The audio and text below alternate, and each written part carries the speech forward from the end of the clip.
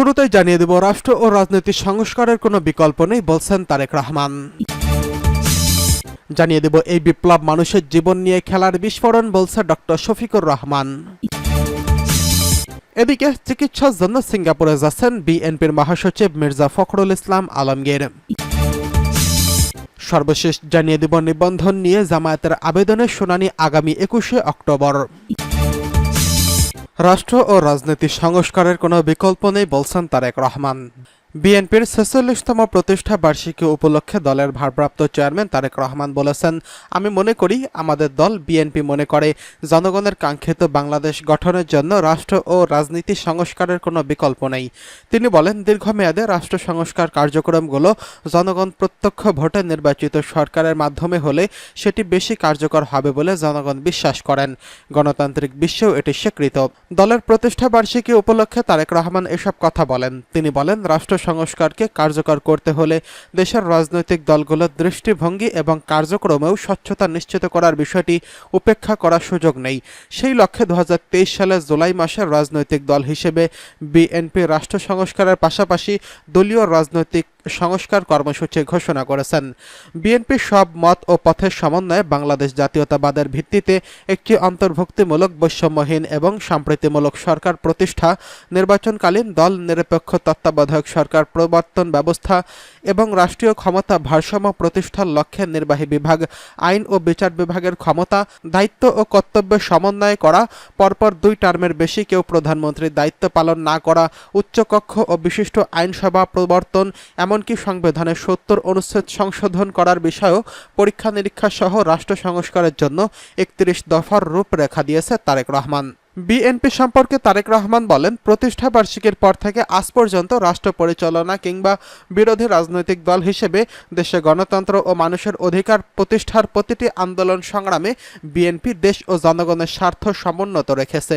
এই কারণেই শত প্রতিকূল পরিস্থিতি পেরিয়ে দেশের গণতন্ত্রকামী জনগণের কাছে স্বাধীনতার ঘোষকের দল বিএনপি সবচেয়ে জনপ্রিয় এবং বিশ্বস্ত রাজনৈতিক প্রতিষ্ঠান। যাদের নেতৃত্বে, যাদের আত্মত্যাগে, যাদের শ্রম ঘাম মেধায় বিএনপি আজ সারা দেশে জনগণের কাছে বিশ্বস্ত প্রতিষ্ঠানে পরিণত হয়েছে। দলের প্রতিষ্ঠা বার্ষিকীর এই শুভ লগ্নে তাদের সবার অবদানকে শ্রদ্ধার সঙ্গে স্মরণ করছে। গত 15 বছরের অনাচার অবিচার জনগণকে ভুলিয়ে দেওয়া যাবে না। রাষ্ট্রীয় স্থাপনা গণভবন ছিল দেশের রাষ্ট্র ও রাজনীতির ঐতিহ্যবাহী স্মারক। গণভবন বর্তমানে স্বৈরাচারী হাসিনার দুর্নীতির, দুঃশাসন, অনাচার এবং অপকর্মের প্রতীক। ইতিমধ্যে বিভিন্ন মহল থেকে এই গণভবনকে গুম, খুন, অপহরণ এবং গণহত্যার মিউজিয়াম হিসেবে প্রতিষ্ঠার দাবি উঠেছে। এই বিপ্লব মানুষের জীবন নিয়ে খেলার বিস্ফোরণ বলছে ডক্টর শফিকুর রহমান।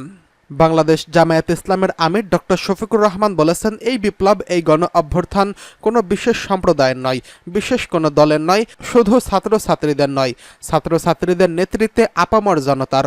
এই জন্য অভিনন্দন 18 কোটি মানুষের। এই বিপ্লব একদিন জমে ওঠেনি। এটি ছিল 15.5 বছরের জুলুম, বঞ্চনা, দুর্নীতি, লুটপাট, মানুষের ইজ্জত নিয়ে খেলা, মানুষের জীবন নিয়ে খেলার একটি বিস্ফোরণ। সকাল 10টার দিকে কুষ্টিয়া জেলা জামায়াতের আয়োজনে বৈষম্য বিরোধী ছাত্র আন্দোলনের শহীদ পরিবারের সদস্যদের সঙ্গে মতবিনিময় সভায় প্রধান অতিথির বক্তব্যে তিনি এসব কথা বলেন। এ সময় জামায়াতের আমির আন্দোলনকারী শিক্ষার্থীদের প্রসঙ্গে বলেন, ছাত্রছাত্রীরা জাতিকে বদলানোর জন্য রাস্তায় নামেনি, তারা তাদের একটি ন্যায্য দাবি আদায়ের জন্য রাস্তায় নেমে এসেছিল। তৎকালীন গণবিচ্ছিন্ন প্রধানমন্ত্রী তাদের গালি দিলেন, সেই গালি তাদের রক্তে আগুন ধরিয়ে দিল। তিনি বলেন, এই আন্দোলনে যেসব ক্ষয়ক্ষতি হয়েছে রাষ্ট্রের এবং তা রাষ্ট্রের দুশ্মনরা করেছে, যারা এই আন্দোলনকে ব্যর্থ করতে চেয়েছিল। এটিকে একটা উচ্ছৃঙ্খল জঙ্গি আন্দোলন হিসেবে প্রতিষ্ঠা করে তারা বিশ্বের বুকে অপমানিত করতে চেয়েছিল। এটি তাদেরই কাজ, দুর্বৃত্তদের কাজ। আমরা আগেও দাবি জানিয়েছি, এখনও দাবি জানাই, জাতিসংঘের সহায়তায় একটা নিউট্রাল থরো ইনকোয়ারি করা হোক। কারা দুষ্কৃতকারী, কারা অপরাধী বের হয়ে আসুক। আওয়ামী লীগের উদ্দেশ্যে তিনি বলেন, বেদনার সঙ্গেই বলতে হয়, বিগত সরকার ক্ষমতায় এসেছিল 2009 সালের 10ই জানুয়ারি। শপথ নিয়েই তারা জাতির বিরুদ্ধে ষড়যন্ত্র শুরু করেছিল। পরের মাসের 26 এবং 27 তারিখে ঢাকার পিলখানায় তৎকালীন বিডিআর সদর দপ্তরের নরকীয় হত্যা সংগঠিত হলো। বিডিআরের মহাপরিচালক সহ 57 জন চৌকস দেশপ্রেমিক অফিসারকে হত্যা করা হলো, মা বোনকে নির্যাতন করা হলো। পার্শ্ববর্তী দেশ ভারতের উদ্দেশ্যে জামায়াতের আমির বলেন, তারা তো আমাদের প্রতিবেশী, তারা আমাদের বন্ধু হিসেবে দেখতে চাই, এখনো চাই। আমার প্রতিবেশী শান্তিতে থাকলে আমিও শান্তিতে থাকব। আমি আমার প্রতিবেশীকে কষ্ট দিলে আমাকেও কষ্ট পাওয়ার জন্য তৈরি হতে হবে। কেন আমরা সেটা করব? আমরা তাদের সঙ্গে সমতা, ন্যায্যতা এবং পারস্পরিক সম্মানের ভিত্তিতে একটা বন্ধুসুলভ, প্রতিবেশী সুলভ সহ অবস্থান চাই।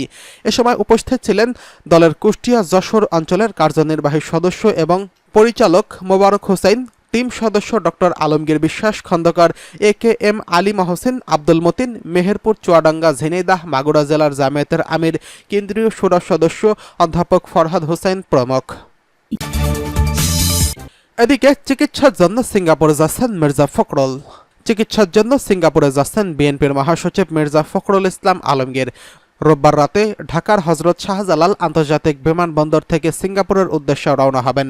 রোববার দুপুরে যুগান্তরকে এই তথ্য নিশ্চিত করেছেন বিএনপির মিডিয়া সেলের সদস্য সাইরুল কবির খান। তিনি জানান, আগে সিঙ্গাপুরের একটি হাসপাতালে বিশেষজ্ঞ চিকিৎসকদের শিডিউল নেওয়া ছিল মহাসচিব এবং তার সহধর্মিণী রাহাত আরা বেগমের। গত 27 আগস্ট মহাসচিবের সহধর্মিণী সিঙ্গাপুরে গেছেন, কিন্তু মহাসচিব ভয়াবহ বন্যা ও বিএনপির প্রতিষ্ঠাবার্ষিকীর কারণে তারিখ পরিবর্তন করেছেন। রোববার রাতে যাবেন তিনি। এর আগে গত মার্চে কারাগার থেকে মুক্তি পাওয়ার পর চিকিৎসার জন্য সিঙ্গাপুরে গিয়েছিলেন বিএনপির মহাসচিব এবং তার সহধর্মিণী। 77 বছর বয়সী মির্জা ফখরুল এর আগেও সিঙ্গাপুরে চিকিৎসা নিয়েছেন। 2023 সালের 24 আগস্ট তিনি সিঙ্গাপুরে গিয়েছিলেন। 2015 সালে বিএনপির মহাসচিবের ঘাড়ে ইন্টারনাল করিডোরের আর্টিলারিতে ব্লক ধরা পড়লে সিঙ্গাপুরে নিয়ে চিকিৎসা করিয়েছেন তিনি। এরপর প্রতি বছরই ফলো আপ চিকিৎসার জন্য তাকে সিঙ্গাপুরে যেতে হয়। এদিকে নিবন্ধন নিয়ে জামায়াতের আবেদনের শুনানি 21 অক্টোবর। জামায়াত ইসলামের নিবন্ধন অবৈধ ঘোষণা করে হাইকোর্টের রায়ের বিরুদ্ধে আপিল মামলাটি পুনরায় শুনানির জন্য আবেদনটি আগামী 21 অক্টোবর শুনানির জন্য দিন ধার্য করেছেন। রোববার আপিল বিভাগ চেম্বার বিচারপতি মোহাম্মদ আশফাকুল ইসলাম এই আদেশ দেন। আদালতে আবেদনের পক্ষে ছিলেন আইনজীবী মোহাম্মদ শিশির মনির। তিনি বলেন, আজ চেম্বার আদালতের আপিল বিভাগের পূর্ণাঙ্গ বেঞ্চে আবেদনটি শুনানির জন্য আগামী 21 অক্টোবর ধার্য করেছেন। 2008 সালে 4 নভেম্বর জামায়াত ইসলামীকে সাময়িক নিবন্ধন দেওয়া হয়। পরের বছর বাংলাদেশ তরিকত ফেডারেশনের তৎকালীন সেক্রেটারি জেনারেল সৈয়দ রেজাউল হক চাঁদপুরি, জাকের পার্টির তৎকালীন মহাসচিব মুন্সি আব্দুল লতিফ, সম্মিলিত ইসলামিক জোটের প্রেসিডেন্ট মাওলানা জিয়াউল হাসান সহ 25 জন জামায়াতের নিবন্ধনের বৈধতা চ্যালেঞ্জ নিয়ে রিট করেন। রিটে জামায়াতের তৎকালীন আমির মতিউর রহমান নিজামী, সেক্রেটারি জেনারেল আহসান আলী মুজাহিদ, নির্বাচন কমিশন সহ 4 জনকে বিবাদী করা হয়। তারা জামায়াতের নিবন্ধ বাতিলের আর্জি জানান। এই রিট আবেদনের প্রাথমিক শুনানি নিয়ে বিচারপতি ABM খায়রুল হক এবং বিচারপতি আব্দুল হাইয়ের হাইকোর্ট বেঞ্চ 2009 সালের 27 জানুয়ারি রুল জারি করেন। জামায়াতের নিবন্ধন নিয়ে রুল জারির পর এই বছরই ডিসেম্বরে একবার, 2010 সালের জুলাই এবং নভেম্বরে দুইবার, 2012 সালের অক্টোবর ও নভেম্বরে দুইবার তাদের গণতন্ত্র গঠনতন্ত্র সংশোধন করে নির্বাচন কমিশনে জমা দেয়। এই সব সংশোধনীতে দলের নাম জামায়াত ইসলামে বাংলাদেশ পরিবর্তন করে বাংলাদেশ জামায়াত ইসলাম রাখা হয়।